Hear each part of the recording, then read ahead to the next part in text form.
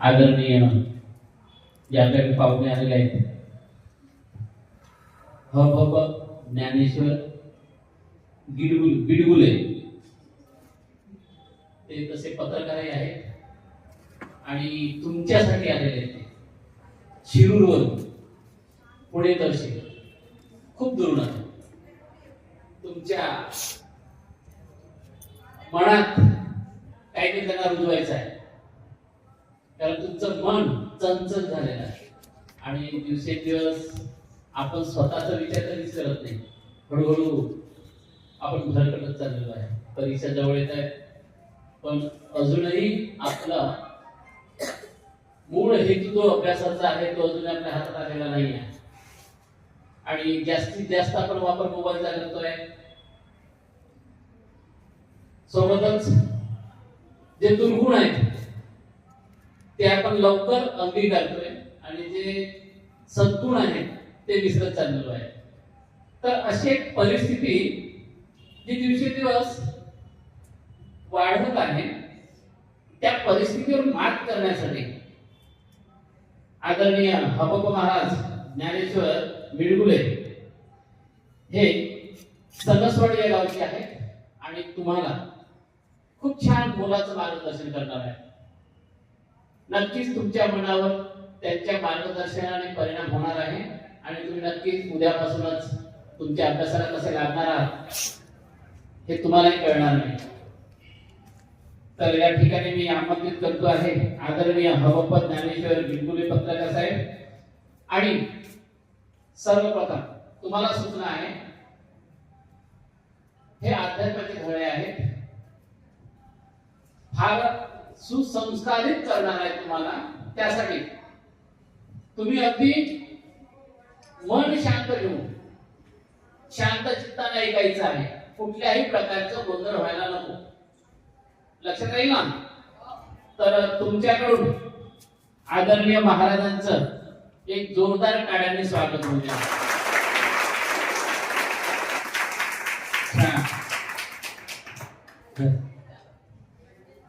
गुरु ब्रह्मा गुरु विष्णू गुरुदेव महेश्वरा गुरु साक्षात परब्रह्म तस्मै केंद्रीय विद्यालयाच्या सर्व गुरुजनांना वंदन करून व विद्यार्थी मित्रांना ज्ञानेश्वर बिडगुलेचा मनापासून मनपूर्वक नमस्कार. मुलांनो, फळफळांचा मळा पाहिजे, फळाफुलांचा मळा पाहिजे, आनंदाचा सोहळा पाहिजे, गावात मंदिरापेक्षा ही सुंदर अशी एक सुंदर शाळा पाहिजे. अशा तुमच्या सुंदर अशा यशवंतराव शिंदे विद्यालयातील गुरुजनांना आणि त्या शाळा निर्मात्यांना मनापासून धन्यवाद देऊन तुम्हाला एवढं सांगतो, ज्ञान दिल्याने ज्ञान वाढते, ज्ञान दिल्याने ज्ञान वाढते. त्या ज्ञानाचे मंदिर हे सत्य शिवाहून सुंदर हे. सुंदर अशा शिंदे विद्यालयातील सर्व गुरुजनांना आणि तुम्हा कुणी विद्यार्थ्यांना पुनश्च एकदा मनापासून नमस्कार. आजकाल बघा, माणसाला जीवनामध्ये यशस्वी होण्यासाठी माणसाजवळ आत्मविश्वास हवा आणि तो आत्मविश्वास मिळवण्यासाठी थोडा तरी संतांचा आणि शिवरायांचा इतिहास ज्ञात हवा.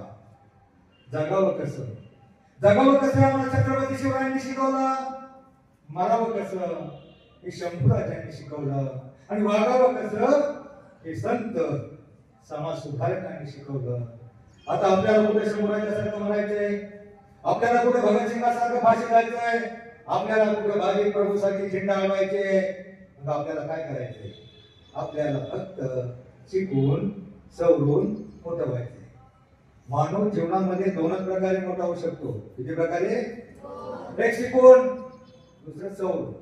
शिकून म्हणजे शिक्षण. आता तुम्ही घेताय ते शिक्षण म्हणजे सुखावरून स्वर्ग गाठण्याचा मार्ग. लोक मेल्यावर स्वर्गात जाण्याची इच्छा व्यक्त करतात, पण शिकला समजलेला माणूस त्या पृथ्वीतलावर स्वर्ग उभा करू शकतो. इतकी ताकद या शिक्षणामध्ये आहे. शिक्षण म्हणजे शून्यातून विश्व निर्माण करण्याचा मार्ग. मुलांनो, विद्या हे गरिबाचं धन आहे. विद्या हे गरिबाचं धन. आणि श्रीमंतांचा अलंकार आहे, असं धन आहे जगातला कोणताही तोटा तुमच्यापासून हिरावून घेऊ शकत नाही. तुमच्या विरुद्ध शंभराची नोट असली एखादा काढून 2 ठोके देऊन काढून घेऊ शकतो, पण तुमच्या डोक्यामध्ये एखादा एकुलतीचा पाडा, एखादी कविता, एखादा अभंग असला तर कुणीही बळजबरीनं काढून घेऊ शकत नाही. आणि मुलांनो, कोणतीही बहुमजली, 10 मजली, 15 मजली, कोणतीही बहुमजली उंच इमारत उभारण्यासाठी पाया पक्का असावा लागतो. हायस्कूल पर्यंत शिक्षण म्हणजे तुमच्या जीवनाचा पाया आहे, तो पक्का करण्यासाठी आयुष्यातला एकही मिनिट वाया घालू नका. ज्याप्रमाणे धनुष्यातून सुटलेला बाण परत माघारी फिरू शकत नाही, त्याप्रमाणे अभ्यासाचा गेलेला एक आठवडा, 1 तास सुद्धा परत मिळत नाही. बऱ्याच वेळा काय होतं, एखादी मुलगी मामाच्या गावाला जाते, मुलगा एखादा बैलगाडा, पाटलांचा बैलगाडा तिकडेच राडा करतो 4 दिवस, आणि पर्यायाने 4 दिवस तुमचा अभ्यास बुडाल्यावर ऑटोमॅटिक तुम्ही जीवनाची शर्यत जिंकू शकणार नाही. तुम्हाला लहानपणी एक गोष्ट होती, 2 लहानपणाची शर्यत लागायची, त्यामध्ये एक जिंकायचा. कोण जिंकायचा? कोण? ससा चपळ होता, तरी का जिंकला? तर तो झोपला नाही, थांबला नाही, त्याला आळस आला नाही. म्हणजे लहानशा गोष्टीपासून मी तुमच्या डोक्यावर उठणार असं काही सांगणार नाही. तुमच्या डोक्यात घुसल आणि तुमच्यातला प्रत्येक जण मोठा, चांगला आणि यशस्वी माणूस बनू शकल, हा विश्वास देण्यासाठी पुण्यावरून मी मुक्ताई प्रबोधन न्यूज चॅनल तर्फे आलेलो आहे. ते तुमचं रेकॉर्डिंग होतं, एक चॅनलला जाणार आहे. तर तुम्हाला जर आवडलं तर सांगा, ना आवडलं तरी सांगा. तर मी तुमच्यासाठी आलेलो आहे. तुमची पिढी फार हुशार आहे. खरं तर सर, आमच्या 70पेक्षा तुमची 35ची पिढी हुशार आहे, 35 पेक्षा ही 15-16ची पिढी हुशार आहे. पण भानगड काय झाले तर जास्तच हुशार आहे. हे चांगलं एक तर यांच्यापर्यंत पोहोचत नाही, पोहोचलं तरी डोक्यामध्ये घेत नाही. बघा, संतांचे अभंग, संतांचे विचार, संतांचं वाङ्मय, संतांच्या वाङ्मयामध्ये फक्त अभंग नाही, त्याच्यामध्ये पदे, दोहे, ओव्या, श्लोक, गवळण, भारूड, कबीरांचे दोहे, अनेक प्रकारचे चाली असतात. त्याच्या चाली चांगल्या असतात, त्याचा अर्थ चांगला असतो, पण ते तुमच्या डोक्यात बसत नाही. तुमच्या डोक्यातली ती शांताबाई गेली. मला सांगा, डीजेचं, सिनेमाचं, ऑर्केस्ट्राचं गाणं एकच वर्ष येतं, दुसऱ्या वर्षी गायब होतं, हे तुमच्या डोक्यामध्ये बसतं. पण संतांचे अभंग 700 वर्षानंतरही आपलं जीवन भंग न होऊन देण्यासाठी, आपल्याला तारून घेण्यासाठी आजही प्रत्येक गावामध्ये कीर्तन, प्रवचन, भजन, काकडा गावोगावी गायले जातात. परंतु तुमची पिढी तिकडे जात नाही. ज्याच्या आयुष्यामध्ये 2 अभंग पाठ असतील ना, आयुष्यामध्ये 2 अभंग पाठ असतील, त्याचं जीवन कधीच भंग होणार नाही. छोटासा हरिपाठ असतो, त्या हरिपाठामध्ये 38 नंबरचा अभंग आहे. अवघाची संसार सुखाचा करीन, आनंदी भरीन तिन्ही लोक. काय अर्थ होतो बघा याचा? आता मी बोललो अवघाची संसार सुखाचा करीन, काय अर्थ होतो याचा? कोणाचा संसार म्हटलंय? आपल्या घरचा म्हणलंय का पप्पा, मम्मी, गुटी, नुटू, चौघांचा? अवघाची संसार म्हणजे पुऱ्या विश्वाचा संसार सुखाचा करील, आणि आनंद भरीन तिन्ही लोक म्हणजे स्वर्ग, मृत्यू, पाताळ सगळीकडे आनंद निर्माण करील. अभंगाच्या एका चरणाचा अर्थ एवढा मोठा असतो, त्या संतांच्या वाङ्मयामध्ये किती साधर्म्य असेल. तुम्ही आता ते पसायदान म्हणताना ते कशातले माहिती? पसायदान हे ज्ञानेश्वरीतल्या 1792 ते 1802 नंबरच्या ओव्या आहेत. जगाने ज्ञानेश्वरांना एवढं छळलं तरी त्यांनी जगासाठी मागितलं.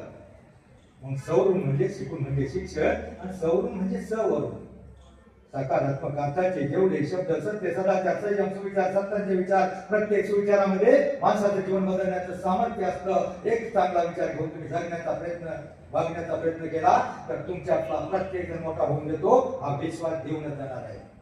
बऱ्याच वेळा मला असं वाटतं, अरे मी गरीबाचा, मी कमी हुशार, मी गुटका, मी लुकडा, मी काळा, मी गोरा, मी कसा मोठा होणार? तुमच्यातला प्रत्येक जण मोठा होणार. तुमच्यातला प्रत्येक जण मोठा होणार. फक्त तुमच्यामध्ये चिंता आणि आत्मविश्वास निर्माण करा, आणि तो आत्मविश्वास निर्माण करण्यासाठी थोडा तरी संतांचा आणि शिवरायांचा विचार तुमच्या डोक्यामध्ये हवा आहे. तुम्हाला माहिती आहे, शिवरायांच्या आणि संतांच्या विचारामुळे आज आपल्या महाराष्ट्रातल्या लेकीबाळी, मुलीबाळी, माता भगिनी सुरक्षित आहेत. ते फक्त 2च विचारामुळं, एक संतांचा विचार, दुसरे शिवरायांचे विचार. तुम्हाला इतिहास तुम्ही ऐकलाय. तुम्हाला माहिती आहे, शाहिस्ती खानाची बोटं तोडली. शाहिस्तेखानाची शिवरायांनी बोट तोडल्यानंतर शाहिस्तेखान आपल्या बोटाकडे बघत वेदनांनी व्याकुळ झाला होता. पण त्याच वेळेला त्याची बहीण धावत आली. भाईजान मेरी बेटी लापता है, मेरी बेटी को बचाओ, मेरी बेटी लापता है, शिवाजी के आदमी भगा के ले गए होंगे. हे तिचं वाक्य ऐकलं, शिवाजी के आदमी भगा के ले गए होंगे, हे तिचं वाक्य ऐकलं आणि शाहिस्तेखान आपल्या बोटाच्या वेदना रक्त विसरला आणि आपल्या बहिणीकडे पाहत म्हणाला, नहीं बहन, ऐसा हो ही नहीं सकता.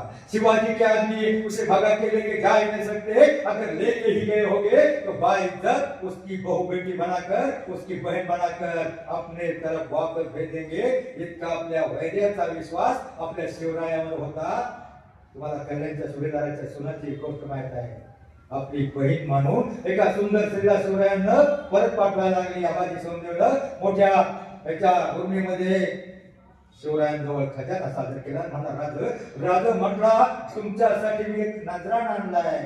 आणि ती सुंदर सुभेदाराची सून राजासमोर हजर केल्यावर राजांनी आबाजीला कवळले, आबाजी तुमचं डोकं ठिकाणावर आहे का? अहो तुमचं डोकं ठिकाणावर आहे का? अहो आम्ही इतर परक्यांच्या लेकीबाळीकडं वापल्या नजरेनं बघितलं तर त्या मोगलामध्ये यवनामध्ये आपल्यामध्ये फरक काय होता? जरा बाईचं चोळी बांगडी करून बहीण मानून त्याला परत करा. आणि मग आबाजी सोमदेव पालखीत घातलं आणि त्याला घेऊन निघाले. 25-30 सैनिक महिन्यामध्ये त्याला बसवलं आणि कल्याणच्या 4-5 किलोमीटर असलेल्या कल्याणच्या सुभेदाराच्या राहुटीपासून 4 किलोमीटर असलेल्या पालखी महिन्यामध्ये घालून 20-25 मावळे तिकडे निघाले. जाता जाता जवळ पोहोचल्यावर कल्याणच्या सुभेदाराच्या महालामध्ये मातम माजला होता. दुःख पसरलं होतं. सगळेजण दुःखामध्ये बुडाले होते. त्यांना हे दुःख नव्हतं का आपला एवढा खजिना लुटून दिला, आपला पराभव झाला. पण त्यांना याच दुःख होतं, आपली सोन्यासारखी जगातली सगळ्यात सुंदर सून त्यांनी पळवून नेली. हे दुःख सगळ्यात मातम पचवला होता. आणि तेवढ्यामध्ये त्यांनी पाहिलं एक छबिडा येतोय आणि 5-25 मावळे त्याच्याबरोबर आहेत. आणि मग त्यांनी सगळ्या तलवारी उपटल्या. 50-60 सरदार सुभेदार धावले आणि त्या छबिनाकडे पळ सुटले. छबिना जवळ आले, तलवारी उपटल्या. तेवढ्यामध्ये सुभेदाराची सून खाली उतरली. म्हणजे भैया जान मत मारोने, मुझे कुछ नहीं किया, अब इज्जत अपनी बहन बनाकर शिवाजी राजा ने मुझे वापस भेजा है. शिवाजी देव है, शिवाजी भगवान है, शिवाजी गॉड है. आणि मग त्या वेळेला त्या सरदारांना आश्चर्य वाटलं आणि आपल्या सुलतानीमध्ये तर परक्यांच्या स्त्रियांना लुटायचं आपलं पहिलं काम. आणि यांनी तर आपल्या सुंदर अशा एवढ्या जगातल्या सुंदर अशा सुनेला बाइज्जत परत केली. त्यांना सुद्धा अभिमान वाटला आणि त्यांनी आपल्या शिवाजी राजांचा जयजयकार केला. छत्रपती शिवाजी महाराज की तुमच्या आजोबांचा जय तुम्ही नाही म्हटलं का? नाही म्हटलं तर आपल्या आजोबांचं तेवढं काम नाही.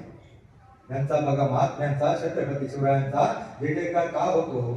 तर त्यांनी रयतेसाठी, लोकांसाठी, शेतकऱ्यांसाठी, सगळ्यांसाठी काम केलं. आज गुन्हेगारीमध्ये, डोंगर दऱ्यामध्ये भटकणारे, लोकांना अडवणारे लोक त्यांनी गोळा केले. ते लोक काय करत होते? लुटत होते, मारत होते, खेळत होते, पैसा घेत होते. तर शिवरायांनी 2 in 1 काम केलं.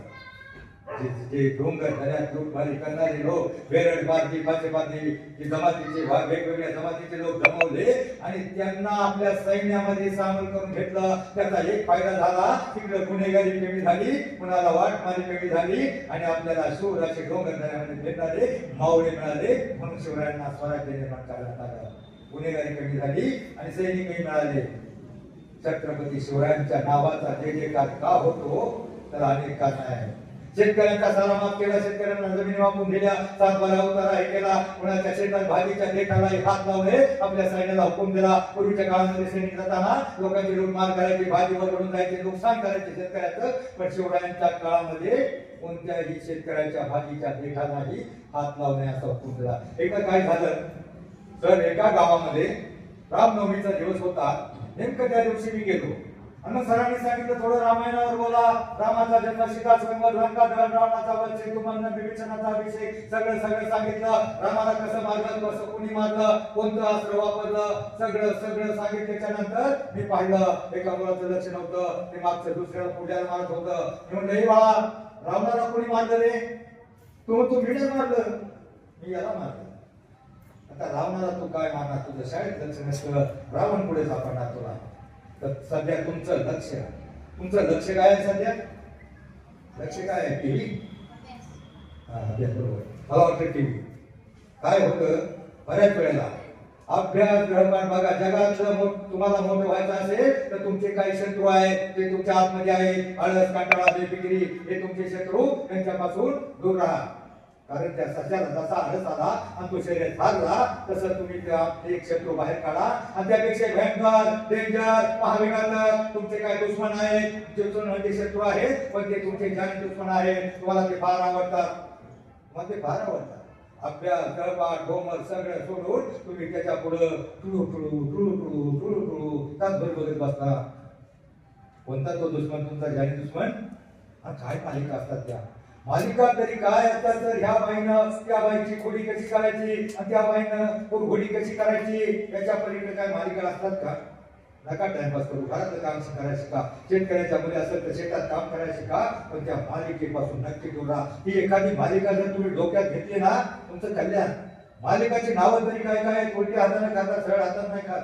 हे एका मालिकेचं नाव असं आहे माझ्या नवऱ्याची बायको. आता आपल्या नवऱ्याला बायको आणायची का माझ्याकडे बघू नका बघू. नका बघू मालिका. तो टाइमपास नका करू. कारण तुमचं हे वय असं आहे 10वीचं वर्ष आहे 9वीचं वर्ष आहे महत्वाचं वर्ष आहे. आयुष्यातला गेलेला एक अभ्यासाचा दिवस परत माघारी येत नाही. म्हणून टीव्ही मध्ये नका डोकं घालू. आणि त्याच्यापेक्षा दुसरा जाणे दुश्मन मोबाईल. काय बऱ्याच मुली काही वेळेला आमच्या शेजारी एक मुलगी 10वीला हुशार मुलगी पण त्याला मोबाईलचं एवढं श्रीमंताची मोठी होती मोठ्या शेतकऱ्याची मुलगी होती भागायदाराची आणि तिच्या बापाने त्याला मोबाईल घेऊन दिला. आता मला सांगा मोबाईल हा चांगल्यासाठी वापरायचा ना तर ती सारखी गोधडीत घेऊन झोपायची आणि गोधडीत तिचा रातभर मोबाईल चालू असायचा. ती झोपी जायची आणि इतका तिला नाद त्या मोबाईलचं ते गाणं होतं बघा.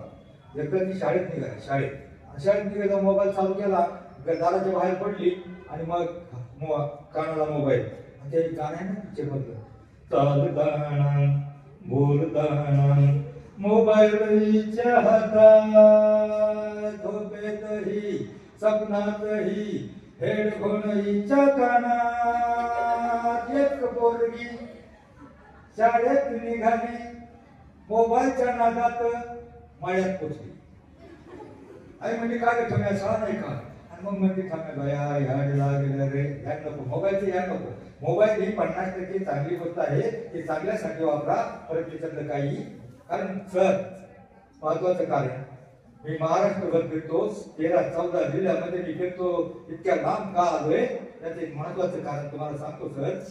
कारण आपल्या देशामध्ये प्रत्येक गावामध्ये एक सामाजिक प्रदूषण निर्माण झालंय. एक सामाजिक बिमारी तयार झाली. प्रत्येक गावातल्या 10 ते 15% मुलांनो काढून आहे 10 ते 15% मुलांची लग्न होत नाही.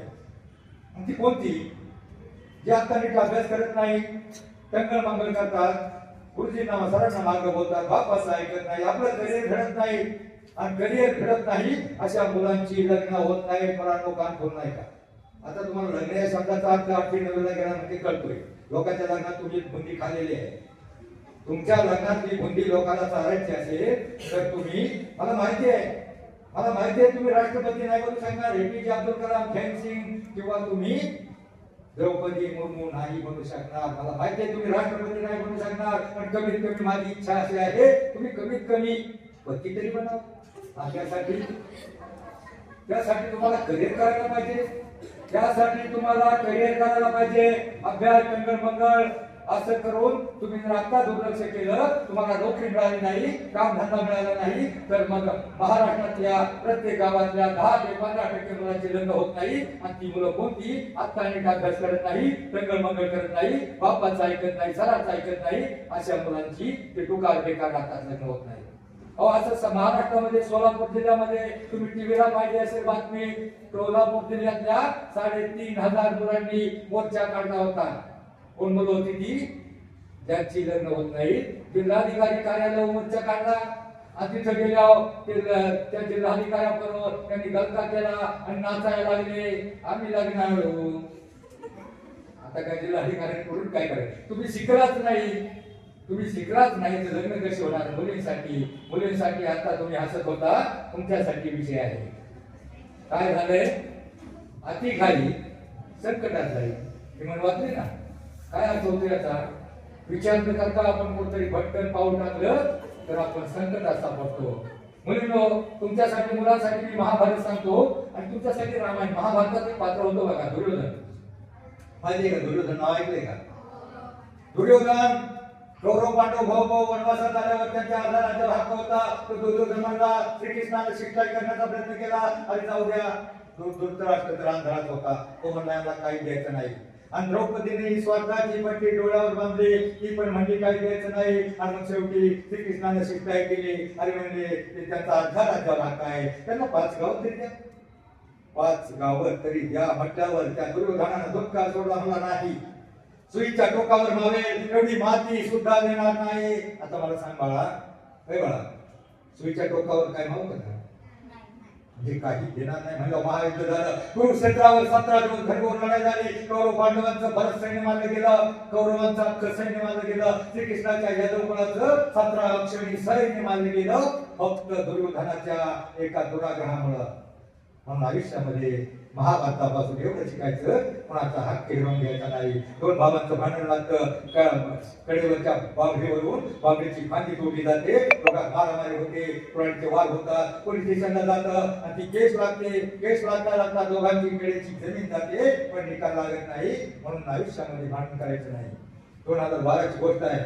पुण्याच्या पलीकडे वालजे मालवाडी म्हणून गाव आहे. त्या शाळेमध्ये मी गेलो होतो, परंतु मला काय माहित नाही, मी सांगून जात नाही. पहिल्या दिवशी राडा झाला होता. का झाला होता तर एका 8वीच्या विद्यार्थ्यानं शेजारच्या विद्यार्थ्याची कंपास लंपास केली म्हणजे आपल्या बॅगमध्ये घातली. मग त्याने सांगायला पाहिजे ना, सर म्हणे कंपास घातले. तर त्याने माझा पुढचा विचार केला नाही. त्याने ठोसा लगावला, घोडा फुटल्यावर मार कमी होता. रक्त अख्खं कपड्या रक्तात भरली. पोरगे रडत घरी गेला. त्याच्या आईने विचारलं, काय रे बाळू काय झालं? बाळूने सांगितलं, पलीकडल्या चाळीतल्या काळूने ठोसा लागला. याचा गुन्हा सांगितलं नाही. आणि मग ठोसा लगावला म्हणल्यावर त्या चाळीतली सगळी माणसं 25-30-40 माणसं आमच्या पोराला मारलं काय, रक्तबंबाळ होईकडे मारलं काय. 30-40 माणसं काठ्या लाटणं पळपट घेऊन सगळी निघाली आणि पलीकडल्या चाळीकडे काळूच्या चाळीकडे आक्रमण करत निघाली. आमच्या पोराला मारतो काय, हातमारी करतात. त्या लोकांनी पाहिलं आणि त्या लोकांनी पाहिल्यावर त्या चाळीतली सगळी लोक जमा झाली. अरे ही कोणतं तरी सैन्य आपल्या चाळीवर आक्रमण करता आलंय. आणि मग ते आतमध्ये हातात असेल उन्हातलं लाटणं काय घेऊन सगळ्या बाया पोरं गडी सगळी 40-50 बाहेर आली. बाहेर आली, ते सैन्य जवळ आलं आणि वाट्याच्या बाहेर वाट्यावर अर्धा तास महायुद्ध झालं. महासंग्राम झाला. 50-60 लोकांची टाकी फुटली. 60 लोकांची, दोन्ही बाजूच्या 30-35 लोकांची टाकी फुटली. टाकी फुटल्यावर केस पोलीस स्टेशनला गेली. त्या पार्टीनं 35 नावं लिहिली, त्या पार्टीनं 40 नावं लिहिली. 75 लोकांवर फिर्याद नोंदवण्यात आली. आणि मग रात्रीपर्यंत सगळं गाव जमा झालं. गाव जमा झाल्यावर पुढारी जमा झाले, सगळे जमा झाले. साहेबाला म्हणले, साहेब जाऊ द्याला. साहेब म्हणला, बघू वर फोन करावा लागेल. मग शेवटी साहेब कोणाचा ऐकलेला, त्या गावचा आमदार आला आणि आमदारांनी साहेबाला म्हणले, साहेब जाऊ द्याला. चांगल्या घरचे लोक आहेत, ही सगळी चांगल्या घरचे लोक आहेत, त्यांना जर तुम्ही आतमध्ये टाकला. साहेबांनी सांगितलं 60-70 लोकांची टाळकी फुटल्या, त्याला 506, 302, 304 असं हाफ मर्डरचं कळण लागेल. पण आमदार म्हणला, साहेब तुम्ही आजच्या वेळेला खुनाचे कितीतरी लाच घेऊन तुम्ही खून पचवलाय. इथं फक्त हाफ मर्डर आहे. कारण पोलीस स्टेशन त्याच्यासाठी बसलं असतं. कोण तक्रार घेऊन येते, इकडून किती येते, कोणाकडून काय मिळते, किती बकरा येतोय, किती कापता येते. त्यामुळे आयुष्यात मारामारी करून पोलीस स्टेशनला जायचं नाही, हे संतांनी सांगितलंय. त्यावेळेला दोन्ही बाजूचे लोक आले. शेवटी रात्रीचा होणार करता आमदारांनी मागची आठवण करून दिली की पोलिसांनी पैसे घेऊन मर्डर चलवण्याची. आणि मग तो पोलीस थोडा होता, ठीक आहे मी फोन करतो वर. त्याने फोन करण्याचा नाटक केला. वर फोन कर, हॅलो साहब, दोनों तरफ से 60-70 लोगों का माथा मोठा है, आप मर्डरचं कलम लागेल 306. त्यांना 3 महिने घरावड्याला वाचवावं लागेल. मग काय करायचं म्हणता? हो आमदार बरोबर आहे, ते म्हणतात काहीतरी करा. काय म्हणता? प्रत्येकी 1 लाख. ठीक आहे, ओके. मग तिकडे बोललाय त्यांना काय माहित नाही, पण त्यानं बोलण्याचं नाटक केलं आणि आमदाराला सांगितलं, सर वर मंत्रालयातून फोन लावला होता गेला. ते म्हणजे प्रत्येकी 1 लाख. कारण त्या पोलीस स्टेशनला जो अधिकारी येतो तो 50-60 लाख रुपये भरून आलेला असतो आणि त्याला असे जे बकरे जातात त्याच्याकडून काढायचे असतात. मी 45 वर्ष पत्रकारिता करतो. जे चांगलं आहे ते आम्हाला फार कमी कळतं, वाईट आहे ते लवकर कळतं. मग त्यावेळेला रात्रीच्या 11:15 ठराव झाला. पण ऐन वेळेला कुठं आले पैसे? एवढे पैसे प्रत्येकी 1 लाख म्हणजे एका बाजूचे 40,000 40 लाख, दुसऱ्या बाजूचे 35 लाख 75 लाख. मला सांगा मुलांनो, ती कंपास केवढ्याची होती? मग आणि वेळेला रात्री कुणाकडे पैसे? मग आमदाराबरोबर इस्टेट एजंट, कमिशन एजंट, मोठमोठे जमिनीचे दलाल असतात. मग आमदार म्हणले हे लोक आहेत बघा काय होतंय का, नाही तर तुम्हाला 3 महिने येरवड्याला पाठवावं लागेल, जामीन मिळणार नाही, 10 वर्षाची 7 वर्षाची शिक्षा होईल. आणि मग एवढी लोक पहिली की पराक्रमी उन्हातलं लाटणं घेऊन धावत होती, त्या सगळ्यांची लेंडी पातळ झाली. काय करायचं?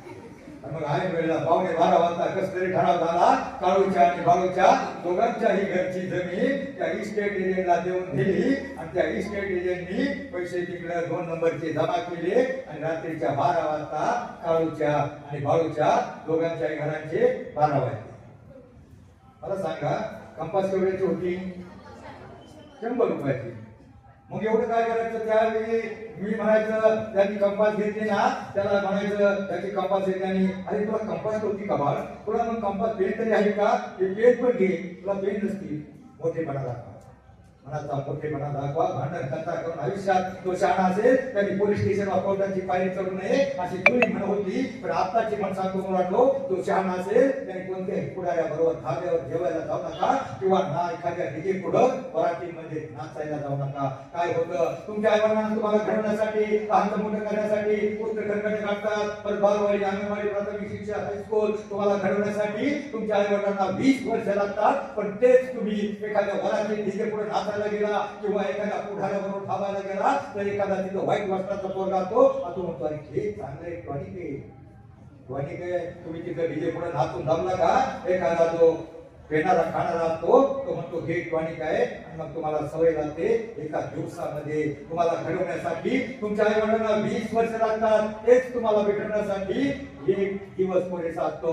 म्हणून जो शहाणा असेल त्यांना डीजे पुढे नाचायला जाऊ नका, पुढाऱ्याबरोबर भागावर जाऊ नका. पहिली म्हणत होती तो शहाणा असेल त्याला पोलीस स्टेशन वा कोर्टाची पायरी चढू नये, ही तर नाव आहे. महाभारत. आता मुलींसाठी रामायण. रामायणामध्ये एक पात्र होतं बघा. रामायणामध्ये एक पात्र होतं, महिलेचं मेन पात्र कोणतं? हा, सीता. बरोबर. रामायणापासून बरंच शिकायचंय. रामायणापासून बघा, रामायणाची सुरुवात सांगतो मग तुम्हाला ते पात्र सांगतो. रामायणामध्ये मंथरेनं कैकेयीचं कान भरलं. तो राम गादीवर बसणार, तुझा मुलगा आयुष्यभर त्याच्या हाताखाली हमाली करणार. हे कान भरल्यावर लगेच तिनं दशरथाला करून बाजू पलटी केली. पण रामायणापासून काय शिकायचं? कोणत्याही मंथरेचं ऐकायचं नाही. एखादी सांगते ती तुमच्या भल्यासाठी काय नसतं. अटकून काय एखादी म्हणून त्या कुणाच्या ऐकून कळ करायची नाही, कळ लावायची नाही. संयमानं विचार करायचा, थोडीशी माघार घ्यायची. संयम हा सगळ्यात मोठा आहे. रामायणापासून पहिलं शिकायचं, कुणाचं ऐकायचं नाही. दुसरं, पहिल्या दिवशी रामाला सांगितलं गेलं राज्याभिषेक व्हायचा आहे. राम आनंदात होता. त्याच वेळेला त्याला कौशल्याकडून बातमी मिळाली, तुला वनवासाला जावं लागेल. कौशल्या रडत होती. त्यावेळेला राम काय म्हटलं का, नाही मी जाणार नाही, मी नाही जाणार. आताच्या एखाद्या पोरला म्हटलं, ए तू नीटले, तू काय काय करतो, शाळेत लक्ष देत नाही, तू 14 दिवस घराच्या बाहेर जा. असं एखाद्या पोरला बापाने म्हटलं तर ते कार्टच बापाला म्हणल तूच जा. मग रामायणापासून काय शिकायचं? आज्ञाधारकपणा. आता बापाला आयुष्यामध्ये तुमचं भलं चिंतनारे 3 लोक आहेत. कोणती 3 आहेत? तुमचं चांगलं व्हावं, भलं व्हावं, तुम्ही खूप मोठे व्हावा असं चिंतनारी फक्त 3 लोक आहेत. कोणते आहेत? आई, वडील आणि शिक्षक. फक्त तिघांनाच वाटतं तुम्ही चांगलं व्हावा म्हणून अलीकडली पिढी बऱ्याच वेळा शिक्षकांचं ऐकत नाही, अभ्यास करत नाही आणि मार्ग बोलतात, बापाचं ऐकत नाही. मग राम महाभारतापासून हे शिकायचं. महाभारत मुलांसाठी. मुलांनी ताळ बसा, सगळेजण ताळ बसा. कारण काय, मी त्या 1 तासामध्ये तुम्हाला खऱ्याने सांगतो, त्या 1 तासामध्ये मी तुमची बॅटरी इतकी फुल चार्जिंग करून देणार आहे. फुल. कमीत कमी तुमची लग्न होईपर्यंत उतरणार नाही. हे पण चार्जिंग करायसाठी म्हणलो, कारण पोरला आळसली होती. तर मी काय सांगत होतो, रामाला वनवासाला पाठवलं. त्यावेळेला तो वडिलांना म्हणला नाही जाणार नाही. तो वडिलांना उलट म्हणला. तो वडिलांना उलट म्हणला, आता मला फक्त तुम्ही अयोध्येचं राज्य दिलं होतं, आता तर तुम्ही मला अख्ख्या वनाचा राजा बनवलाय. म्हणजे त्याने सकारात्मक विचार केला. वडिलांना मागे बोलला नाही म्हणजे पितृआज्ञाधारकपणा. ते जाऊ द्या. लक्ष्मणाची बायको उर्मिला ती घरची कुणी येत असताना लक्ष्मणानं पाहिली. लक्ष्मणानं पाहिल्यावर लक्ष्मणाला प्रश्न पडला, अरे आपली बायको आपल्याला अडवते किंवा काय, आपण तर रामाबरोबर निघालोय आणि अडवतोय म्हणल्यावर त्यानं ती जवळ आली. तशी तिनं लक्ष्मण बोलायला लागला. तिने थांबवलं. मला माहित आहे तुमचं बंधू प्रेम, तुमच्या भावाचं प्रेम मला माहित आहे. तुम्ही खुशाल जा, मी बिलकुल नाराज होणार नाही. ती पंची आली आणि त्याला ओवाळलं. मला सांगा, त्याच्याविषयी आपल्या कुटुंबाची जबाबदारी, कुटुंबाचं प्रेम, बंधू प्रेम, हे सगळं. आता एखाद्या मुलीचं नवीन लग्न झालं आणि तिचा नवरा जर 14 वर्ष जेलमध्ये गेला, ती म्हणेल आता मी माहेरला जाते. म्हणजे लक्ष्मणाची बंधूचं प्रेम. लक्ष्मण भावासाठी निघाला, काय गरज होती का? तो म्हणला आता राम गेला तर मी सगळ्यात मोठा आता मनाला कळलं. परंतु ते जाऊ द्या. भरताला कळलं, भरताला निरोप पाठवला काही आता तुला बोलून घेतलं. त्याला कळलं का आपल्या आईनं काही रामाला वनवासाला पाठवले. त्यावेळेला तो आईवर खवळला आणि घोडे घेतले, सैनिक घेतले आणि राम ज्या वनाकडे गेला होता त्यावर सगळं सैन्य दल घेऊन निघाला. ते सैन्य दल दूरवरनं येताना नदीच्या पलीकडे असलेल्या लक्ष्मणानं बघितलं. तो म्हणणार रामाला म्हणला, भैया देखो कोई दगाबाजी है. लक्ष्मण आपले म्हणजे त्याला असं वाटलं का ते सैन्य आपल्याला काहीतरी मारायला वगैरे भरत घेऊन आलाय. पण त्यावेळेला रामाला विश्वास होता, आपला भाऊ तसा नाही, आपला भरत तसा नाही. आणि तो विश्वास खरा. भरत जवळ आला, रामाच्या पायावर पडला, मागे चला, तुम्ही राज्याभिषेक करा. राम म्हणला, ही तुझी जबाबदारी आहे, प्रत्येकची जबाबदारी आपल्यावर आहे, तू जा, मी शॉर्ट मध्ये सांगतो. मग शेवटी तू नाईलाजानं भरत तयार झाला आणि रामाच्या पादुका गादीवर ठेवून त्याने आईपर्यंत तपस्वी जीवन जगला. राज्य गादी स्वीकारली नाही. आता जर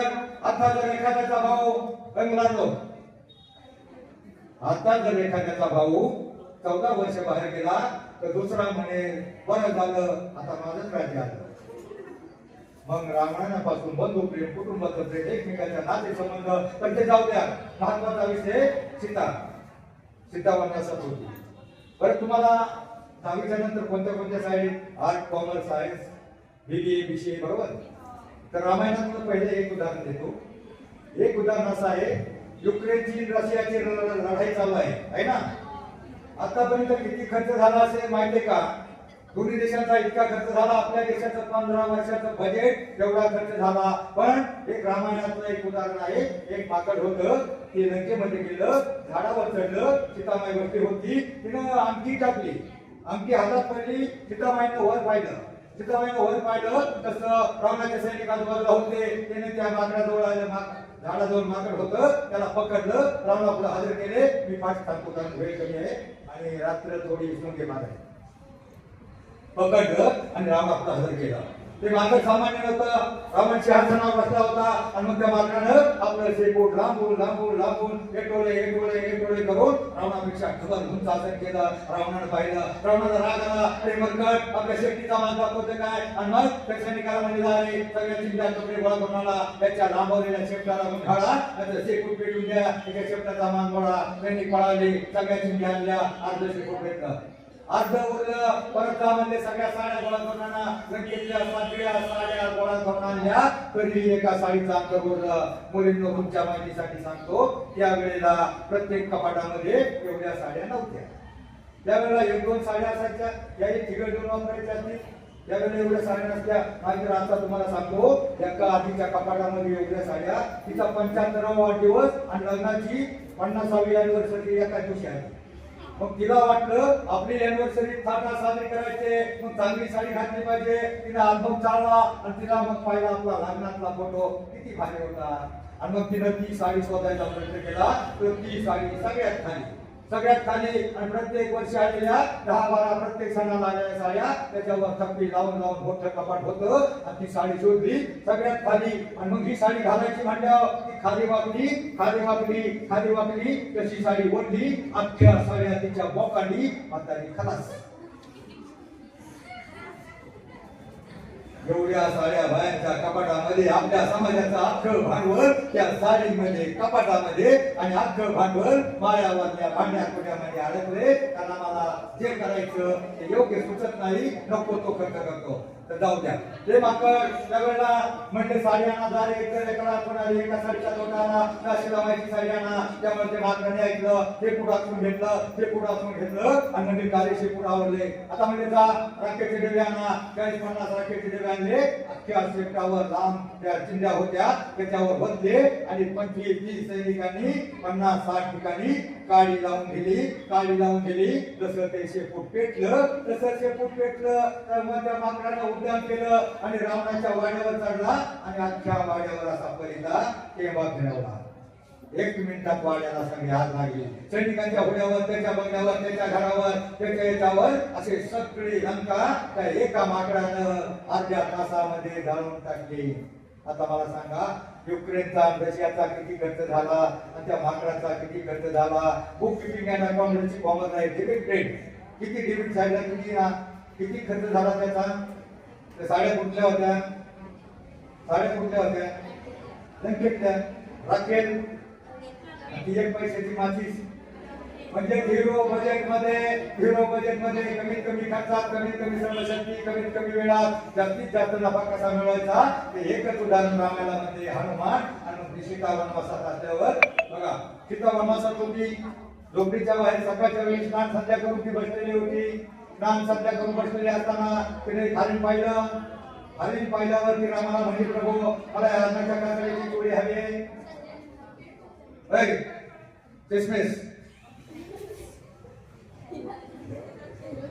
गडबड कमी करा. कंटाळा आलाय का? नीट ऐका, मी तुमच्यासाठी आलोय पुण्याहून. तुमची लग्न व्हावा आणि तुमची आरती काय होऊ नये त्यासाठी आलो. तर मी आता काय सांगत होतो, सीता वनवासाला असताना सकाळच्या वेळेला स्नान संध्या करून बसली होती. तिने घाण पाहिलं, ते हरण साकारलं आणि ती रामाला म्हणजे प्रभू मला हरणाच्या कातड्याची चोळी हवी, हरणाच्या कातड्या हवे म्हणजे रामाला वाटलं आणि राजकन्या जनक राजाची लाडकी मुलगी तिची एवढी इच्छा पूर्ण करणे आपल्यावर वनवासात आली. रामाने धनुष्य बाण उचललं आणि 90च्या स्पीडनं हरणाच्या पाठीमागे पळाला. ते हरण माया होतं. रामाच्या मामानं माणिक रामाच्या राष्ट्राला हरणाचं रूप घेतलं होतं. त्या तिथं गेल्यावर रामाच्या ओरडण्याचा आवाज काढला. तो आवाज अरे बाई काय गडबड आहे का? तुम्हाला काय बोलायचं असेल तर दोघी बाहेर जा. काय प्रायव्हेट आहे का? कारण मी तुम्हाला रामायण सांगतोय, तुमच्या जीवनामध्ये वेगळं महाभारत घडू नये म्हणून तुम्हाला रामायण सांगतोय. नीट काम करू नये का? तुम्हाला जर रामायण नीट ऐकलं नाही तर तुमच्या जीवनात काहीतरी महाभारत घडू नये यासाठी माझा प्रयत्न आहे. तर मी काय सांगत होतो, ते झाडाच्या आड गेलं, रामाच्या ओरडण्याचा आवाज काढला. तो सीतेने ऐकला आणि ते हरिण पायाले रावणाच्या मामानं मारिक नावाच्या राक्षसानं हरणाचं रूप घेतलं होतं. तो आवाज सीतेने ऐकला. लक्ष्मणाला म्हणे भाऊजी त्यांच्या जीवाला काहीतरी धोका आहे, धावाच्या नावाचा. लक्ष्मणाला नाही म्हणते त्यांना काही होऊ शकणार नाही. पण सीतेचा विश्वास बसला नाही. ती म्हणते तुम्हाला असं वाटतं का त्यांचं तिकडं काहीतरी बनवायचं व्हावं आणि मी बस लक्ष्मणाला मागे जातो. त्याने धनुष्यबाण उचलला आणि जायला निघाला. पण त्याच्या लक्षात आलं सीतेच्या संरक्षणाची जबाबदारी आपल्यावर आहे. त्याने मागं वळला आणि त्या लक्ष्मी कुटीच्या बाहेर एक रेषा आखली. सीताबाईला सांगितलं ही रेषा ओलांडू नको.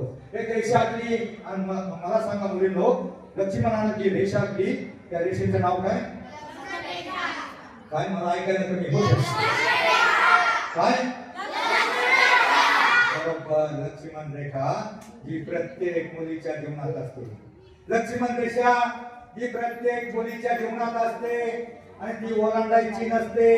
ओलांडली तर जीवनाचं रामायण बिघडतं, वेगळंच महाभारत घडतं. मग त्याच वेळेला लक्ष्मण गेला आणि मग रावणानं भिक्षे करायचा वेळेस बसवायचा घेतला. त्या भिक्षेच्या लांबा उभा राहिला. ओम तत्सत भिक्षांचे ही भिक्षा मागमाय. भिक्षा आवाज दिला. सीतेनं पाहिलं कुठेतरी भिक्षुकने आलाय. आपली भारतीय संस्कृती कारागृहाला काहीतरी वाढायचं. आतमध्ये गेली, कंदमुळे फळे काहीतरी घेतलं आणि ती अनावधानानं लांब धर्म करण्यासाठी, चांगल्या कामासाठी तिने लक्ष्मण रेषा ओलांडली. जशी लक्ष्मण रेषा ओलांडली तसं रावणानं आपलं 11 रूप धारण केलं. तिला उचललं आणि पंढरपूरला दिंडीमध्ये घेऊन गेला. पंढरपूरला कुठे गेला? पंढरपूरला अशोक लंकेमध्ये अशोकपणामध्ये नेऊन उठवले. मुली तो कान करून ऐका. लंकेमध्ये अशोकपणामध्ये नेऊन उठवले. त्यावेळेला उद्धार करू शकणारा, शोध घेऊ इच्छिणारा हनुमान उपलब्ध होता. आजकालच्या जमान्यामध्ये असं काही घडलं, तुम्हाला कोणी पळवलं तर कोणताही हनुमान उपलब्ध नाही. पण मुलींना आयुष्यामध्ये लक्ष्मण रेषा ओलांडायची नाही, ही प्रत्येक मुलीच्या जीवनामध्ये असते. आजकालचा राम पण लय अवलादी झालाय. तो म्हणत तिला लय शायनीची चकचकी चोळी लागत होती हरणाच्या कातऱ्याची. जाऊ द्या, द्यात गेली, सीता गेली, गीता मिळेल. मुलींना रामायणापासून एवढं शिकायचं, लक्ष्मण रेषा ओलांडायची नाही. अख्खं रामायण बिघडतं. एक पिक्चर निघाला, त्या पिक्चर मध्ये त्या दिग्दर्शकाला चांगला संदेश द्यायचा होता. जातीपाती उच्च नीच गरीब श्रीमंत भेदभाव मानायचा नाही, समधर्म भावाची शिकवण द्यायची होती. पण त्या संगीतकारानं आणि त्या गीतकारानं अशी कमाल केली, अशी गाणी वाजवली, असं संगीत दिलं आणि आमच्या मुली नाचायला लागल्या ठणानं काळजामध्ये. आणि काय झालं ती ठणानं काळजामध्ये. आणि काय झालं ते सायराट. बघितलं का पिक्चर? दोन वेळा बघितलाय. मग त्या सायराट माझ्या दिग्दर्शकाला चांगला संदेश द्यायचा होता. मला सांगा त्या पिक्चरचा शेवट काय झाला? मी 2-3 मुद्दे सांगतो. रक्ताळलेल्या पावलानं निरागसते बाळ. रक्ताळलेल्या पावलानं आपल्या आई वडिलांची प्रेत पाहून बाहेर जाणाऱ्या त्या पावलाचे ठेचे पाहून आपल्या सारख्याला वेदना झाल्या. त्या बाळाचा काय गुन्हा होता ते जाऊ द्या. त्याचा प्रसंग. ती मोठ्याची मुलगी, श्रीमंताची मुलगी, काय तिचं नाव हर्षिका मिरची. ती बापाचे बरेच पैसे घेऊन पळाली. पाहिलं ना, पैसे घेऊन पळाली. पण पैसे घेऊन पळायला काय झालं? परत ज्या बसमध्ये बसले ती बस मागे आल्यावर त्याच गावात आली आणि परत मग त्यांना पकडलं गेलं. पकडायसाठी थोडी मागं फिरली, पकडलं, पोलीस स्टेशनला मॅटर केलं. पोलीस स्टेशन मध्ये ती कागद फाडल्यावर त्याला गाडीत बसून नेलं. आणि मग इथे ही मागून जाताना मारताना पाहिलं. जायचे का मुलीला?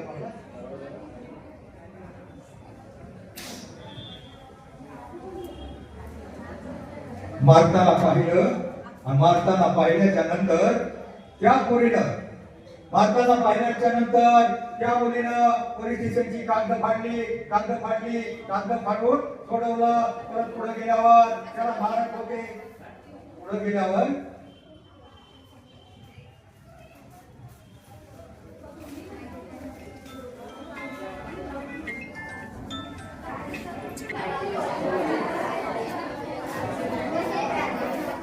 तर आता काय सांगत होतो मी?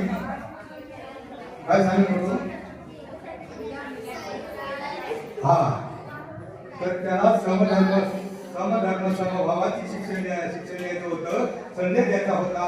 परंतु त्या मुलीनं कशासाठी एवढी घाईवाली, मराठीत सांगू का इंग्लिश मध्ये सांगू, घाईवाली त्याच्याबरोबर पळून गेली. परत पोलीस स्टेशनला पिस्तुलानं लोकांना मारलं आणि एवढं करून ती पळून गेली. पण त्यावेळेला काय झालं? तिचे पैसे संपले. त्या गडबडीमध्ये, पोलीस स्टेशनच्या गडबडीमध्ये पैशाची बॅग कुठेतरी पडली. आणि पडल्याच्या नंतर तिकडे गेल्यावर तिने काहीतरी मोडल्यावर ते पैसे संपले. ते पैसे संपल्यावर एका दिवशी रात्रीच्या वेळी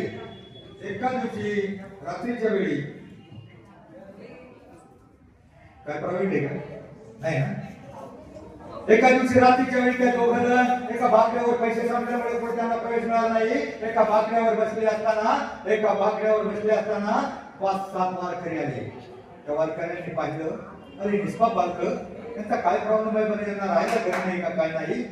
आणि मग त्या वारकऱ्यांनी त्यांना उठवलं आणि म्हणले चला आमच्या तंबूमध्ये चला. फक्त माऊली म्हणा, ज्ञानोबा तुकाराम म्हणा, विठ्ठल म्हणा, तुम्हाला तंबूमध्ये राहायला जागा मिळेल, खायला अन्न मिळेल. आणि मग ते वारकरी त्यांना त्या वाक्यावर उठून गेले. वारकरी होते का? कोण? वारकरी होते का त्यांना उठवणारे? कोण होते? 5-7 गुंड होते. 5-7 गुंड आले. त्या गुंडाने त्यांना उठवला. त्या पैशाला एका बाजूला कोपऱ्यामध्ये पकडून ठेवला आणि दुसऱ्या बाजूला त्या 4-2 जणांनी, चौघांनी तिच्या हातीचे दोन्ही हात धरून त्याला एका बाजूला नेऊन कोपऱ्यामध्ये 4 शिकवण देऊन, पुष्पगुच्छ देऊन, नारळ देऊन, हार घालून तिचा सत्कार करणार होते. सत्कार करणार होते का? पण त्याच वेळेला तिथे नसे ते कापता आली आणि त्या ठिकाणी त्यांना दम दिला तेव्हा त्या गुंडांनी सोडलं तिथे नसे. मला सांगा त्या वेळेला जर त्या का आली नसती तर तिथे काय झालं असतं? म्हणून आयुष्यामध्ये लक्ष्मणरेषा ओलांडायची नाही. ते जाऊ द्या. दुसरा प्रसंग सांगतो. दुसरा प्रसंग तो ते त्या तव्यावर काहीतरी पोळी भाजत होता, उरासण्याने पलटी करत होता. ती पोरगी आली. मुलांनो कशा ती पोरगी आली, त्याला म्हणली सर तुझ्या आवडीचा पिक्चर आहे यायचे का? तो म्हणला तुमचा, मला यायचं. मला सांगा 8 दिवसामध्ये त्यांचं एवढं मोठं प्रेम होतं. मराठीत सांगू का इंग्लिश मध्ये सांगू? त्यांची लगेच झाल्याची वेळ सुरू झाली. ती जाऊन आली. जाऊन आल्यावर त्यानं पाहिलं गेटवर उभा होता. त्यानं पाहिलं का ती एका बॉस बरोबर बोलते. मग त्याचं काढलं समजलं. दोघांमध्ये कडाक्याचे भांडण झालं, आवरेपुरे झाले, शिव्या द्यायला झालं. एका हॉटेलमध्ये गेली. हॉटेलमध्ये गेल्यावर त्यांचं जोरात मराठीतलं प्रेम सुरू झालं. मराठीतलं प्रेम सुरू झालं. इंग्लिश मध्ये सांगू का मराठीत सांगू ते संपलं. मराठीतलं प्रेम सुरू झालं आणि मराठीतलं प्रेम सुरू झाल्यावर त्याने ठोका बघून दिला. ठोका बघून दिल्यावर तो वेटर म्हणला राजधानी का? वेटरने बाहेर हाकून दिलं. त्याची चुरू चुरू पुढे पळाली. वर्षाच्या मागे पळाला. मला थांब आजचे, मला तुझ्याशी बोलायचं. आजची म्हणली मला तुझ्याशी नाही बोलायचं. मला सांगा 8 दिवसापूर्वी एवढी घाईवर आली होती. मराठीत सांगू का इंग्लिश मध्ये सांगू? ते काय होतं? ते जाऊ त्या वेळेला मला सांगा ते दोघे पळून गेल्यावर किती वेळा हसले? पळून गेल्यावर फक्त 1 दिवस असले. दुसऱ्या दिवसापासून सुरू झालं. तुला मीठ मिळत नाही का? तिला कशाला आणलाय? कॅलेंडर कशाला आणलंय? फोटो कशाला आणलाय? दुसऱ्या दिवसापासून त्यांचं मराठीतलं प्रेम सुरू झालं. मला त्यावेळेला दुसरा प्रसंग सांगतो. ती त्याच्यापासून हा म्हणला तू मला नाही थांबायचं. मग ते मला तुझ्याशी बोलायचंय. ती म्हणजे मला नाही बोलायचं. तुम्हाला मला तुझी किळस येते. ती म्हणली मला तुझी घाण वाटते. ती म्हणली तुझी झक मारली. तो म्हणला बरी मारली. आणि मग ती तुरु तुरु करून रोड क्रॉस करून गेली. रोड क्रॉस करून गेल्याच्या नंतर तो ती एका बसमध्ये बसली आणि हा त्याला शोधत होता. ती काय सापडली नाही. तो खोलीवर गेला. फाशी घ्यायचा वाचना आणि ती बसमध्ये बसली. ती बस एका स्टॉपला थांबली. स्टॉपला थांबल्याच्या नंतर त्या बसमध्ये त्याला गावात येऊन भेट झाला होता. तिचा आमदार लेवलचा, आमदारकीच्या लेवलचा तिचा बाप, आमदारकीच्या लेवलचा तिचा बाप नशेमध्ये बेमान झाला होता.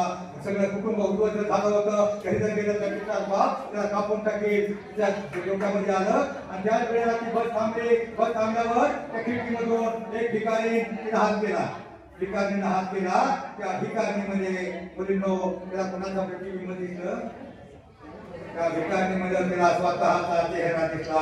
अरे भिकारी बरोबर तर तिचा भिकारी आहे, नवरा आहे. पण माझ्या बरोबर आता मला घरी गेलं तर कापून टाकेल. मागे गेलं तर आपलं भांडण झालंय. नेमकं करायचं काय? एक त्या तरुण स्त्रीला त्याच्या लांडगेच्या जगामध्ये माझी खूप कुत्तरतोड होईल म्हणून ती मागं फिरली आणि परत धावत गेली. आणि दरवाजा उघडला. तोपर्यंत फाशी घ्यायचा वाचला होता. एकमेकाला पाहिलं आणि जे आवेगानं एकमेकाला मिठी मारली. ते मराठीतलं प्रेम सुरू झालं. इंग्लिश मध्ये संपलं. इंग्लिश मध्ये काय ते एक वाईट शब्द आहे. पाश्चात्य संस्कृतीनं एक वाईट शब्द सहज बोलून जातोय. आय काय यू ते काय नसतं मुलींनो. ते काय बी नसतं. ते लव बिव काय नसतं. सकाळच्या वेळेला कवटावर पडलेल्या वासनेचं डब असतं. एखाद्या भोळ्या भावल्या मुलीला फसवण्यासाठी तो एक डाव असतो. तो पिक्चर पिक्चर झाल्यानंतर करमाळ्याच्या 145 मुली त्यावेळेला दुसऱ्या दिवशी त्या गावात गेलो होतो. बातम्याने 145 मुली तो पिक्चर पाहून पळून गेल्याच्या नंतर 15 दिवसामध्ये 144 मुलींचं पार्सल परत आलं. एक मुलगी इंद्रायणीच्या गावामध्ये तिचा मुद्दा मिळाला. मला सांगा एकदा बदनाम झालेल्या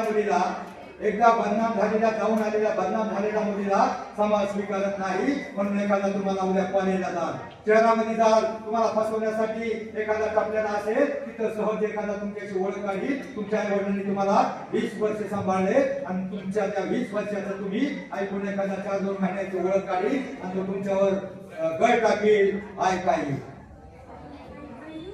काय मी जुना ग्रॅज्युएट आहे पण माझं इंग्लिश कसं आहे मला एखादा शब्द आठवत नाही. एखादा म्हणत तुम्हाला ऐकायो तर त्याला सांगा तुझी आई माझ्या आई बाबाकडे घेऊन ये मग ठरवू. मुलींनो, रस्ता फार खचखळग्याचा आहे, रस्ता फार खचखळग्याचा आहे, पण आयुष्यामध्ये जपून टाका पाऊल, जपून टाका पाऊल. कारण प्रत्येक वाट सारखी नसते, जपून घ्या निर्णय, कारण प्रत्येक पर्याय योग्य नसतो. जपून ठेवा आपलं मन, हेच फक्त आपलं असतं. मनाचा ब्रेक, उत्तम ब्रेक, आणि या मनाला ब्रेक लावण्याचं काम आमचं संतांचं साहित्य करतं. विठ्ठलाचा एकच अवतार आहे. पहिले सगळे अवतार झाले राक्षसाला मारण्यासाठी झाले, रामकृष्ण मत्स्य कच्छ वराह सगळे अवतार राक्षसाला मारण्यासाठी झाले. आता एकच अवतार विठ्ठलाचा आहे.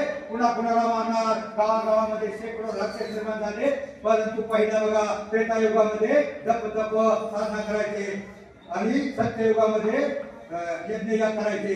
पण या कलियुगामध्ये फक्त एकच साधन आहे माणसाला, दुष्ट माणसाला मारण्याचं, ते म्हणजे विठ्ठलाचं भजन, विठ्ठलाचं नाम, विठ्ठलाचा अभंग हरिपाठामध्ये केला.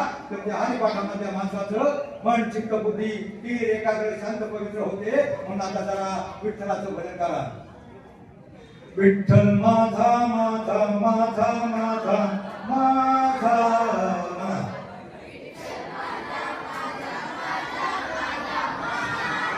विठ्ठल माझा मी विठ्ठलाचा,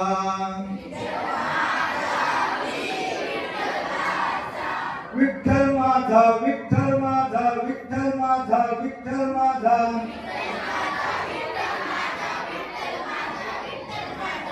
कोण म्हणतो माहितीये का? आपल्या शेतामध्ये काम करता करता सावता महाराज कांदा भाजी, अवघी मिठाई भाजी, कसुंबीची कोथंबिरी, अवघा झाला माझा हरी, मोठे नाळा दोरी, अवघी लापली पंढरी, सावता म्हणे केला मला विठ्ठल बाई डोला गळा. सावता महाराजचं गाव पंढरपूर पासून 30 किलोमीटर अंतर, हायवेच्या अलीकडं. एखादी पंढरपूरला गेले नाही, मोठ चालू करायचे. पहिला ते गाणं हातात ना बोटावर, ते गाण्याच्या ऐवजी ते विठ्ठलाचं नामस्मरण करायचे. विठ्ठल माझा मी विठ्ठलाचा,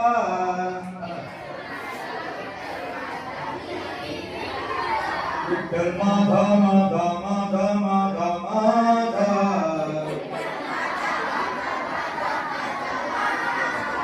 तुम्हाला कशी गाणी पाहिजे सांगू, तुम्हाला कशी चाल पाहिजे? डीजेच्या तालावर चुन्नुक चुन्नुक टाळ वाजवी, म्हणा चुन्नुक चुन्नुक टाळ वाजवी, पाटामधलं पाणी, प्राण पाखरा संग गातो, तुझी विठ्ठला गाणी, विठ्ठल नामाची शाळा भरली, विठ्ठल विठ्ठल जय हरी विठ्ठल. टाळ्या वाजवा आणि मोठे सांगतो, सांगतो विठ्ठल म्हणता म्हणता टाळ्या वाजवा. विठ्ठल विठ्ठल जय हरी विठ्ठल, विठ्ठल विठ्ठल जय हरी विठ्ठल, विठ्ठल विठ्ठल विठ्ठल विठ्ठल विठ्ठल जय हरी विठ्ठल, विठ्ठल विठ्ठल विठ्ठल विठ्ठल विठ्ठल विठ्ठल. वन वन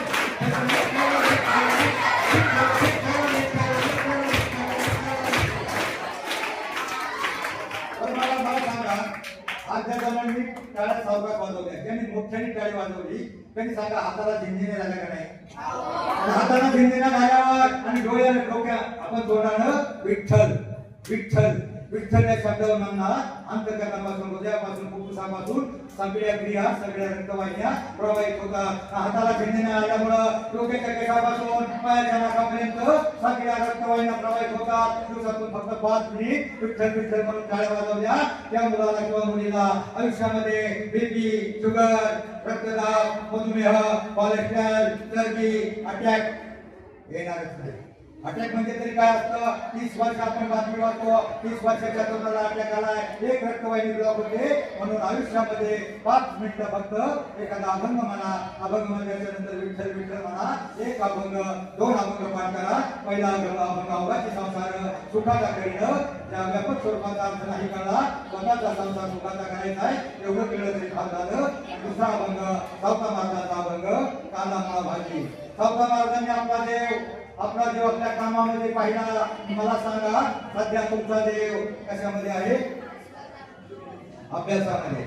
सध्या तुमचा देव अभ्यासामध्ये आहे, म्हणून आपल्या हातामध्ये आलेलं तर आयुष्यामध्ये तुम्हाला भुलवणारे किंवा फसवणारे अनेक भेटतील, परंतु आयुष्यामध्ये तुम्ही कोणत्याही वाईट वेळेच्या मित्रांनो, मी भजनाचा कार्यकर्ता, मी भजनाचा कार्यकर्ता, मला 100% भजन येत नाही, मला 100% भजन येत नाही, पण आमचा भजनाचा संघ होता एक 15-20 वर्षापूर्वी.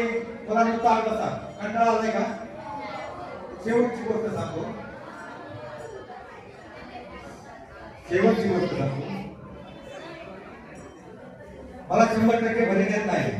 एका ठिकाणी आमची भजनाची स्पर्धा होती, आमचा 10-12 जणांचा संघ होता, परंतु मी त्यामध्ये राखीव खेळाडू होतो.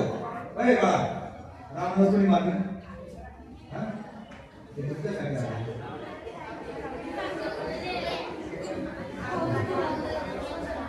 मी भजनाचा कार्यकर्ता, आमची 15-20 जणांची टीम जाणार होती, पण मी राखीव खेळाडू होतो, मला काय पूर्ण भजन येत नव्हता. मी एका झाडाखाली सहज आपला उभा राहून आमची कमांडर गाडी मागून येत होती आणि त्या झाडाखाली प्रॅक्टिस करत होतो.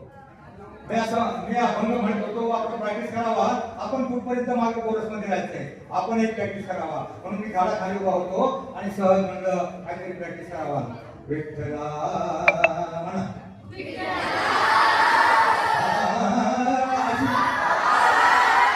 अशी मी प्रॅक्टिस करत होतो, मला काही येत नव्हतं, मी वाकडं तिकडे बोलत होतो. त्याच वेळेला त्या रस्त्याच्या कडेच एक बेवडं कडतच माझ्या समोर आलं आणि मग मी म्हटलं काय मला काय झालंय? तो मला काय नाही, तुम्ही आता जे ओरडत होता ना त्यामुळे मला लय दुःख वाटलं. मी म्हटलं काय झालं नेमकं? तो म्हटला काय नाही, तुम्ही आता असा ओरडत होता ना. असा म्हणला काय सांगू मित्रा? मला म्हटलं काय सांगू मित्रा? आठवण मला झाला त्याच्या गुणाचा, असाच वरडून कुत्रा त्याला किड माझा. तेवढ्या त्याची बायको आली, म्हणजे दादा दादा तू काय तुम्हाला म्हणला नाही ना, ते डोक्यात टाकले का कुणाला काय बोलत भरोसा नाही? मी म्हणलं नाही ग बाई, जास्त काय बोलला नाही. आता पण त्यांनी मला फक्त कुत्रा बनवलं, त्याला घेऊन जा, नाही तर भाकड बोकड बोकड काही बनवून टाकेल. ती म्हणते कुठं घेऊन जाऊ दादा, कुठं घेऊन जाऊ दादा? बापाच्या इज्जतीसाठी, घराच्या नावासाठी, आपल्या स्वतःची इज्जतीसाठी मी याच्या जवळ राहते. संसाराचं वाटोळ केलं, कारण काही ठरवलं नाही, सगळं विकलं, कोणाच्या शिक्षणाला पैसा नसतो, कोणाला सगळं मोडलं तो. मी म्हटलं मग गावात कोणी असेल त्याला समजून सांगायचं, बायकोच्या हातात असतं. अहो म्हणलं याच्या पुढे डोकं फोडलं, तो ऐकत नाही. मग म्हणलं गावामध्ये कोणी पोलीस पाटील, कंदार मुख्य अध्यक्ष कोणाला सांगावं म्हणलं. साहेब ती म्हणली, मी सगळा प्रयत्न केला. ती म्हणली त्याला ही बाई, ती म्हणली मी याला ही भीती घालते.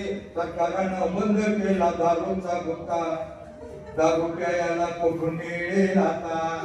या तेव्हा हातामध्ये पडेल वेळी, आता तरी सोडा ही दारू ताडी.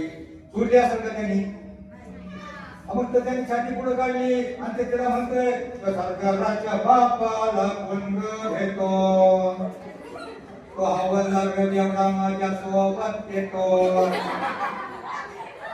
आम्हा दोघांची सोबत सांगत. मी तुम्हाला हसण्यासाठी नाही सांगितलं, मी तुम्हाला हसण्यासाठी काय सांगितलं, कारण एकदा माणूस बिघडला तर तो आयुष्यामध्ये सुधरू शकत नाही. म्हणून आयुष्यामध्ये शहाणा असेल. बघा तुमचं एखादं पोरगं ऐकत नसेल किंवा एखादं बाहेर पडलं तर एखादे प्राणी असतो बघा, सरपटणारा प्राणी रंग बदलतो. काय त्याचं नाव?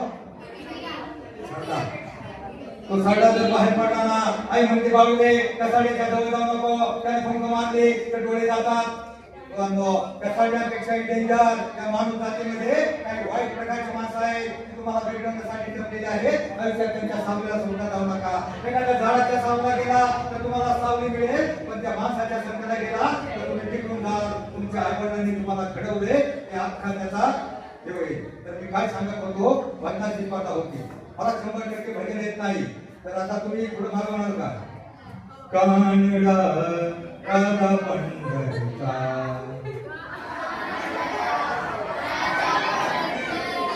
वेदा नाही कळला नाही, अंत पार याचा.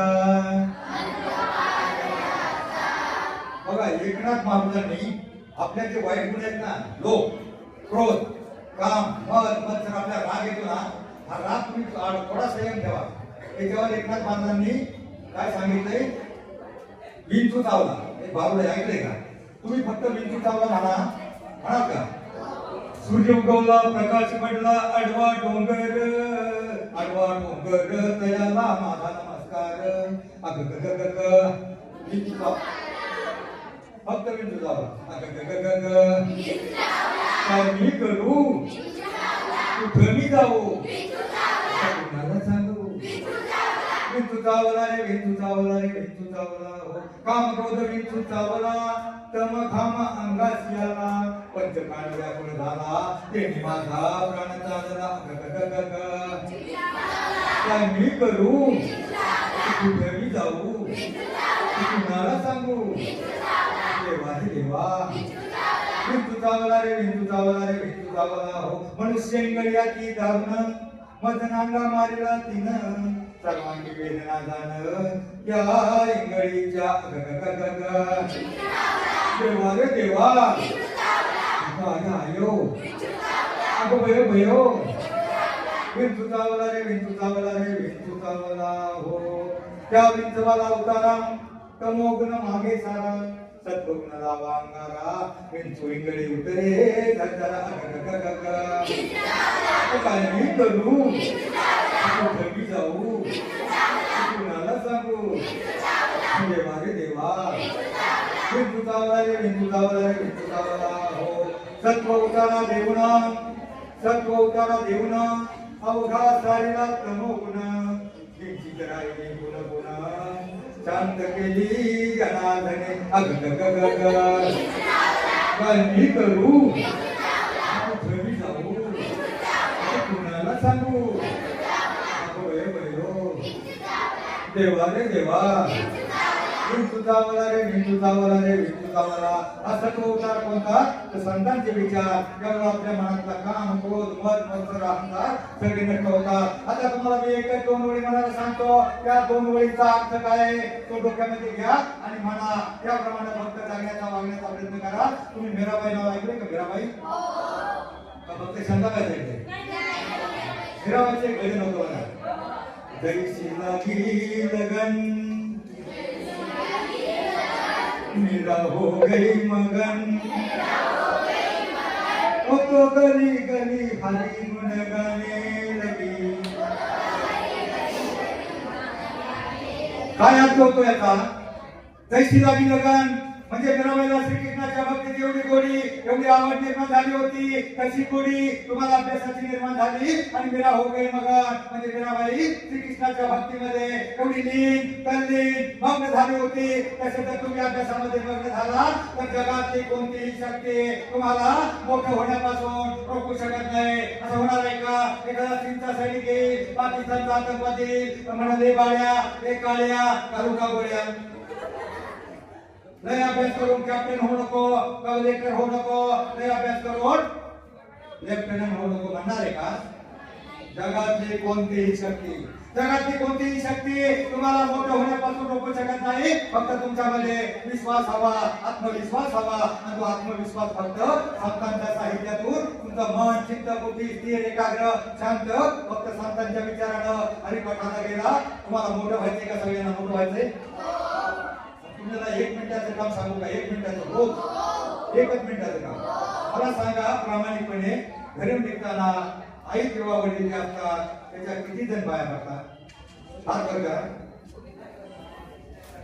नाही कसे मोठे होणार हे काही नाही तर तुम्हाला मोठं होण्यासाठी आपल्याला आयुष्यामध्ये मोठं होण्यासाठी आपल्या पाठीमागे असावं लागतात थोड्या मोठ्यांचे आपल्या सोप्यांचे आई वडिलांचे आशीर्वाद तुम्ही एक तुम्हाला खरोखर मोठं व्हायचं असेल 1 मिनिटाचं काम आहे लाज वाटू नका घरी निघताना आई किंवा वडील असतील त्याच्या पाया पडा एखाद्या मंदिरामध्ये दिवसभर डोकं टिकवलं तरी तो तुम्हाला देव भेटीचा पडा देणार नाही पण फक्त निघताना आई किंवा वडील असतील त्यांच्या पाया पडा आणि मग तुम्ही भेट बघा 8 दिवसानंतर फरक बघा पाया पडल्याच्या नंतर 8 दिवस तुमच्या आई वडील विचार करतील अरे आमची सोनी किती गुणाची झाली आमचा मुलगा किती शाणा झालाय मग या गुणी बाळांसाठी ते झाडाची काळजी करतील रक्ताचं पाणी करतील घामाच्या धारा काढतील काबर कष्ट करतील पण तुम्हाला शिकवण्यासाठी पैसा उपलब्ध करतील तो पंढरपूरला विठ्ठल आहे ना तो गाव माहित आहे पुंडलिक आपल्या आई वडिलांची सेवा करत होता विठ्ठल प्रसन्न झाला त्याला भेटायला आला त्याने भेट घेतली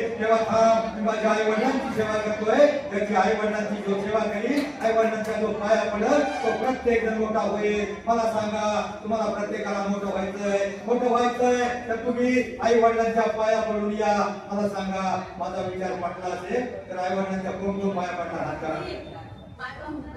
आई वडिलांच्या पाया पडायला 1 मिनिट लागतं. आई वडिलांच्या किती जण पाया पडणार उद्यापासून? सगळेजण पडा. आई वडील म्हणते झाले काम धंदा करत असतील, कोणाचे आई वडील दारू पित असतील, गुटखा वाईट वागत असतील, ते म्हणतील हात खाली करा. अरे आमची बाळं किती गुणी आहेत, आमची बाळं किती शाने आहेत, त्यांच्यासाठी आम्हाला कामात कष्ट केलंच पाहिजे. म्हणून एकच काम करा, आई वडिलांचा 1 मिनिट लागतो. आई वडिलांच्या पाया पडा. आणि तुमच्या गावामध्ये हरिपाठ होतो का? हरिपाठाला किती जण जातात? हरिपाठाला एकही जण जात नाही. मी म्हणतो 1-2 जातात. हरिपाठात तुम्हाला मोठं व्हायचं असेल तर रविवारच्या दिवशी सुट्टीच्या दिवशी त्या टीव्ही मध्ये मोबाईल मध्ये खेळत बसण्यापेक्षा पुन्हा गप्पा टप्पा करण्यापेक्षा ते जवळ मंदिर असेल हरिपाठ होत असेल तर त्या हरिपाठाला जा. अर्धा तासाचा हरिपाठ असतो. तर म्हणजे मागे पुढे पाऊल म्हणतात. एक जण म्हणतो हरिमुखे म्हणा, दुसरा म्हणतो पुण्याची गणना कोण करी, तिसरा म्हणतो आसोनी संसारी. त्यावेळेला ती माणसं हरिपाठ म्हणत असताना त्यावेळेला त्यांचं मन, चित्त, बुद्धी, चार, तीर एकाग्र पवित्र निर्मळ होते. म्हणजे त्यांच्यातच देव होतो. देव म्हणजे तरी काय असतं?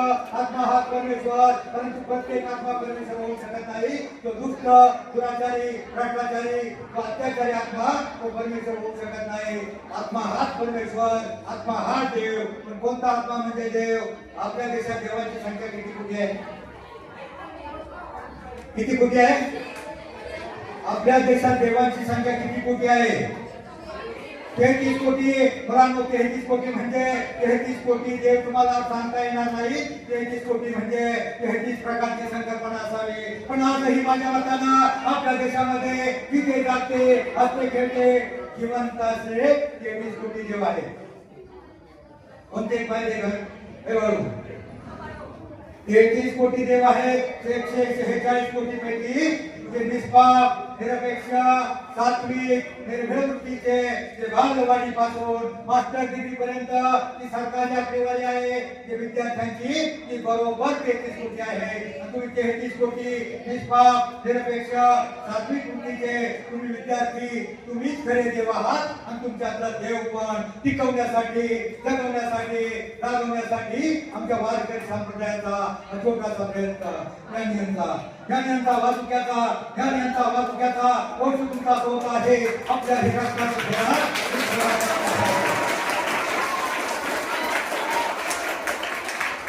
इशारा समझ गया? समझदार को इशारा काफी है.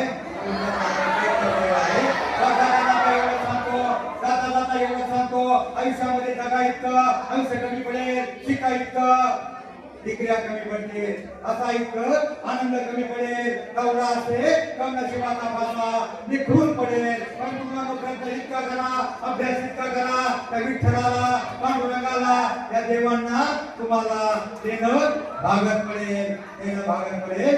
बस जाता सूर्यानं प्रश्न केला. चष्मा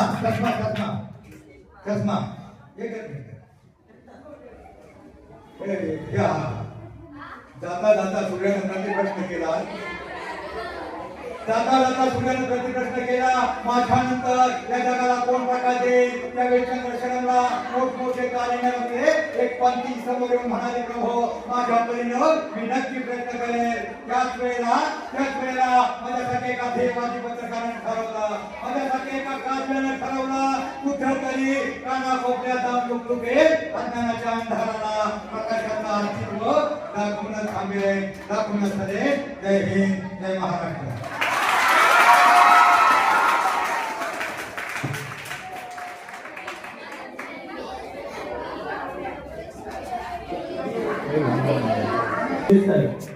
पत्रकारांनी व्याख्यान केले. आताच आपल्यापुढे त्यांनी आपलं व्याख्यान सादर केलं. अतिशय सुंदर असं त्यांनी संस्कार तुम्हाला रुजवण्याचा प्रयत्न केला आणि तुम्ही सुद्धा शांतपणे ऐकलं. त्याबद्दल ज्ञानेश्वरजी गुरुदेव यांचा मी आभारी आहे. तसेच यानंतर राष्ट्रगीत होते आणि आपलं दत्तक घेऊन घरी जायचं. एक साथ सावधान. राष्ट्रगीत स्वरगिरी शोधून कर.